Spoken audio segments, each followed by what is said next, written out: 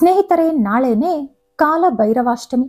ಅದರಲ್ಲೂ ಇದು ಕಾಲಭೈರವನಿಗೆ ಇಷ್ಟವಾದಂತ ಭಾನುವಾರದಂದು ಬಂದಿರುವುದು ತುಂಬಾ ವಿಶೇಷ. ಇದೊಂದೇ ಅಲ್ಲದೆ ಇದೇ ದಿನದಂದು ಭಾನು ಸಪ್ತಮಿ ಕೂಡ ಇದೆ. ಎರಡು ಹಬ್ಬಗಳು ಒಂದೇ ದಿನ ಬಂದಿರುವಂತ ಪರಮ ಪವಿತ್ರವಾದ ದಿನ ಇದು. ಕಾಲಭೈರವನಿಗೆ ಎಷ್ಟೋ ಇಷ್ಟವಾದ ಪ್ರಾಣಿ ಹಾಗೂ ಅವರ ವಾಹನ ನಾಯಿ.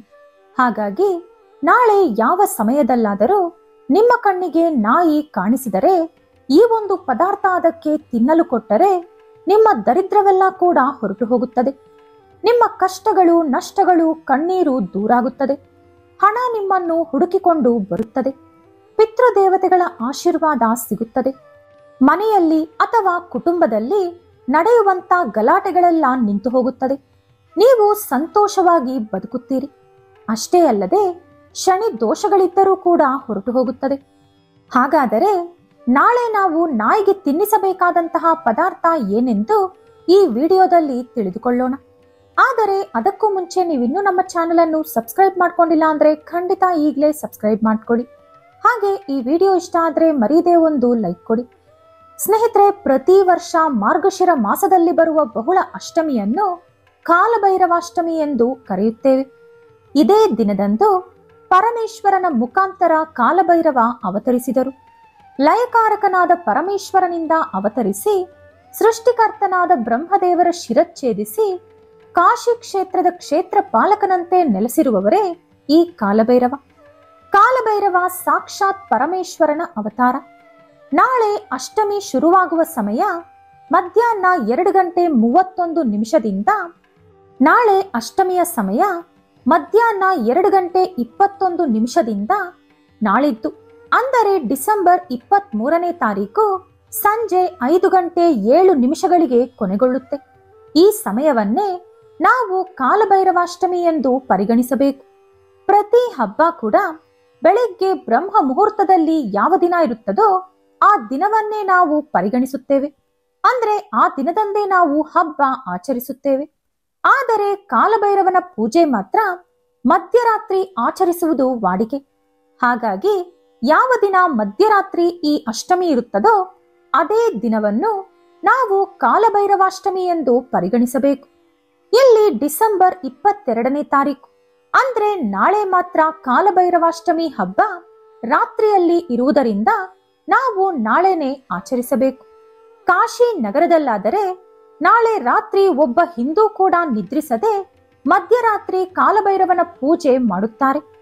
ಋಣಬಾಧೆ, ಶತ್ರುಬಾಧೆ ಹೊರಟು ಹೋಗಲು, ಕೆಟ್ಟ ಕನಸುಗಳು ಬೀಳದಿರಲು, ದೀರ್ಘಕಾಲದಿಂದ ಕಾಡುತ್ತಿರುವ ಕಾಯಿಲೆ ಹೋಗಲು, ನಿಮ್ಮ ಮೇಲೆ ಯಾವುದಾದರೂ ಮಾಟ ಮಂತ್ರ ಪ್ರಯೋಗ ಮಾಡಿದ್ದರೆ ನಿಮಗೆ ಯಾವುದೇ ಹಾನಿಯಾಗದೆ ಅವರು ಮಾಡಿರುವಂತ ತಂತ್ರ ಮಂತ್ರ ತಿರುಗಿ ಅವರ ಮೇಲೆಯೇ ಪ್ರಯೋಗವಾಗುವಂತೆ ಮಾಡಲು ನಾಳೆ ತಪ್ಪದೆ ಕಾಲಭೈರವನ ಮಂತ್ರಗಳು ಹಾಗೂ ಅಷ್ಟೋತ್ತರ ಶತನಾಮಾವಳಿಯನ್ನು ಓದುತ್ತಾ ಅವರ ಫೋಟೋ ಮುಂದೆ ಕುಳಿತುಕೊಂಡು ಪೂಜೆ ಮಾಡಬೇಕು.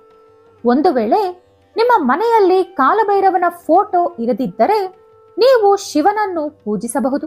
ಅಥವಾ ಶಿವನ ದೇವಸ್ಥಾನಕ್ಕೆ ಹೋದರೆ ಅಲ್ಲಿ ಕಾಲಭೈರವನ ಚಿಕ್ಕ ಗುಡಿ ಇರುತ್ತೆ, ಅಲ್ಲಿ ಕೂಡ ಪೂಜೆ ಮಾಡಬಹುದು. ಒಂದು ವೇಳೆ ಶಿವನ ದೇವಸ್ಥಾನದಲ್ಲಿ ಕಾಲಭೈರವನ ಗುಡಿ ಇಲ್ಲದಿದ್ದರೆ ನೀವು ಶಿವನ ಹೆಸರಿನಲ್ಲೇ ಅರ್ಚನೆ ಮಾಡಿ ಬರಬಹುದು. ಕಾಲಭೈರವ ಸ್ವಾಮಿ ಕಾಲವನ್ನು ಶಾಸಿಸುತ್ತಾರೆ. ನಾಯಿ ಕಾಲಭೈರವನ ವಾಹನವಾಗಿರುವುದರಿಂದ ನಾಳೆ ನಾಯಿಯನ್ನು ಪೂಜಿಸಿದರೆ ಮೇಲೆ ಹೇಳಿರುವಂತ ಎಲ್ಲಾ ಸಮಸ್ಯೆಗಳು ಕೂಡ ನಿವಾರಣೆಯಾಗುತ್ತೆ. ಪ್ರತಿ ಫೋಟೋದಲ್ಲೂ ಕೂಡ ಕಾಲಭೈರವನ ರೂಪವನ್ನು ಕೋಪ ಹಾಗೂ ಭಯಂಕರವಾಗಿರುವಂತೆ ಚಿತ್ರಿಸಿರುತ್ತಾರೆ. ಆದರೂ ಕೂಡ ಅವರನ್ನು ಯಾರು ಪೂಜಿಸುತ್ತಾರೋ ಅವರಿಗೆ, ಅವರ ಕುಟುಂಬಕ್ಕೆ ಯಾವಾಗಲೂ ಕೂಡ ಕಾಲಭೈರವ ಸ್ವಾಮಿ ರಕ್ಷಣೆಯಾಗಿರುತ್ತಾರೆ. ನಮ್ಮ ಮನೆಯಲ್ಲಿ ನಾಯಿ ಇದ್ರೆ ಅದಕ್ಕೆ ನಾವು ಸುಲಭವಾಗಿ ಪೂಜೆ ಮಾಡ್ಕೋಬಹುದು. ಆದ್ರೆ ನಾಯಿ ಇಲ್ಲದವರು ಬೀದಿ ನಾಯಿಗಳ ಹತ್ರ ಹೋಗಿ ಪೂಜೆ ಮಾಡೋಕ್ಕಾಗಲ್ಲ. ಹಾಗಾಗಿ ನಿಮಗೆ ಯಾವುದಾದ್ರೂ ನಾಯಿ ಕಾಣಿಸಿದ್ರೆ, ಮುಖ್ಯವಾಗಿ ಕಪ್ಪು ನಾಯಿ ಕಾಣಿಸಿದ್ರೆ ಕಣ್ಣು ಮುಚ್ಕೊಂಡು 21 ಸಾರಿ ಓಂ ಕಾಲಭೈರವಾಯ ನಮಃ ಎಂದು ಜಪ ಮಾಡಿದರೆ ಸರಿ ಹೋಗುತ್ತೆ. ಪೂರ್ವಕಾಲದಿಂದ ಕೂಡ ಕಪ್ಪು ಬಣ್ಣದ ನಾಯಿಯನ್ನು ಸಾಕ್ಷಾತ್ ಕಾಲಭೈರವನಿಗೆ ಪ್ರತಿರೂಪದಂತೆ ಭಾವಿಸಲಾಗುತ್ತಿದೆ. ಪರಮೇಶ್ವರನ ಎಲ್ಲಾ ದೇವಸ್ಥಾನಗಳ ಕ್ಷೇತ್ರ ಪಾಲಕ ಈ ಕಾಲಭೈರವ. ನಮ್ಮ ಶಾಸ್ತ್ರಗಳ ಪ್ರಕಾರ ಕಪ್ಪು ನಾಯಿ ನಮಗೆ ಕೆಲವು ಸೂಚನೆಗಳನ್ನು ಕೊಡುತ್ತೆ. ಕಪ್ಪು ನಾಯಿಗಳಿಗೆ ಆತ್ಮಗಳು ಹೆಚ್ಚಾಗಿ ಕಾಣಿಸುತ್ತವೆ. ನಮ್ಮ ಪೂರ್ವಿಕರ ಆತ್ಮಗಳು ಕೂಡ ಕಪ್ಪು ನಾಯಿಯ ಕಣ್ಣಿಗೆ ಕಾಣಿಸುತ್ತದಂತೆ.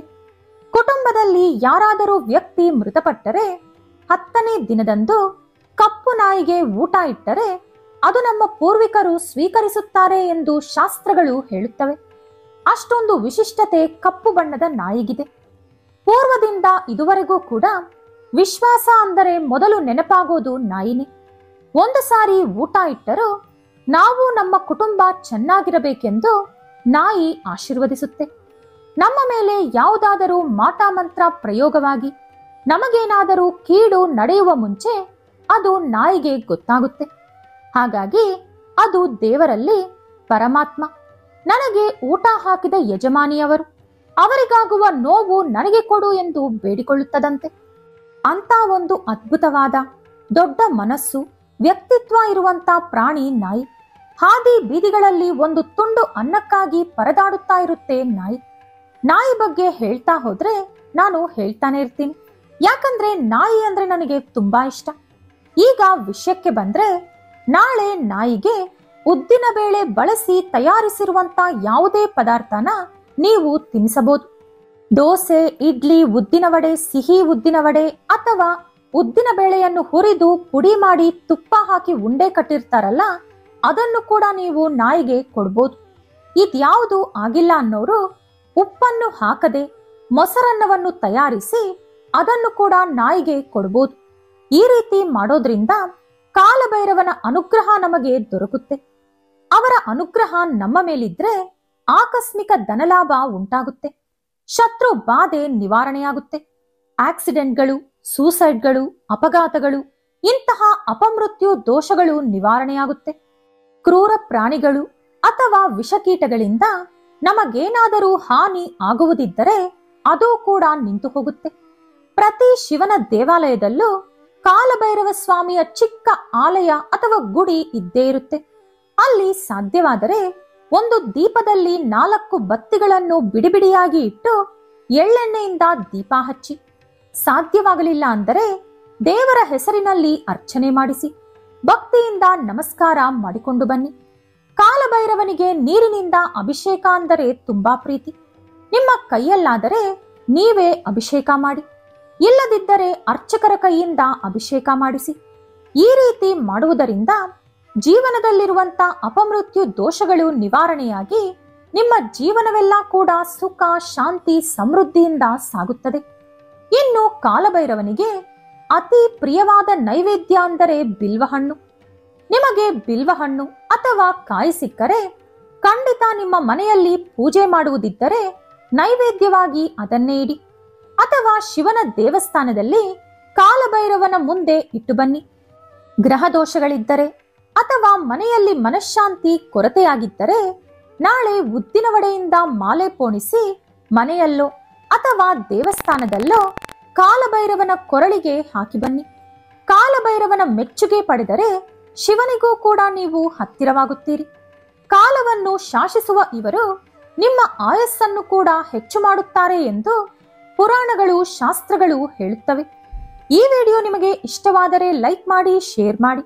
ಇಂಥ ಹೆಚ್ಚಿನ ಉತ್ತಮ ಮಾಹಿತಿಗಳಿಗಾಗಿ ತಪ್ಪದೇ ನಮ್ಮ ಚಾನೆಲ್ ಅನ್ನು ಸಬ್ಸ್ಕ್ರೈಬ್ ಮಾಡಿಕೊಳ್ಳಿ. ನಾಳೆ ಮತ್ತೊಂದು ವಿಡಿಯೋದೊಂದಿಗೆ ಪುನಃ ಭೇಟಿಯಾಗೋಣ. ಧನ್ಯವಾದಗಳು.